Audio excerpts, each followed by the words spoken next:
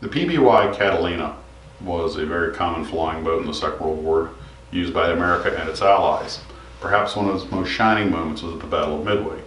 32 Catalinas were at the Battle of Midway. Some were flying boats and some were amphibians. PBY-5 was a straight flying boat, and the PBY-5A had a landing gear. Of course, the extra weight of the landing gear gave it a shorter range, but then again it had the option of landing on a runway or on the water. 4 PBY Catalinas were lost at the Battle of Midway. One was damaged by a mooring dock, one was destroyed on the ground, one ran out of gas and had to ditch in the open ocean, and one was shot down by a Japanese reconnaissance aircraft. And yes, I said reconnaissance aircraft. They flew an arc of 22 separate sectors, and it was a very intense patrol effort made by the Catalinas in addition to the B-17 bombers.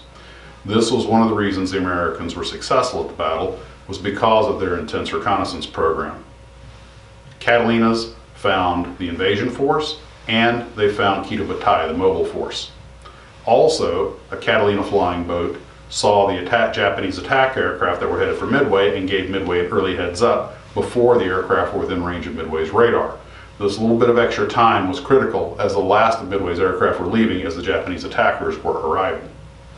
Also, the PBY Catalina made the only successful torpedo attack when one of them, flown probably by Ensign Gaylord Probst, fired its torpedo at night and hit the Japanese oiler Akebono Maru. The ship wasn't destroyed, but it was disabled. Some of its crew were killed. This would be the only successful torpedo attack by the Americans during the battle.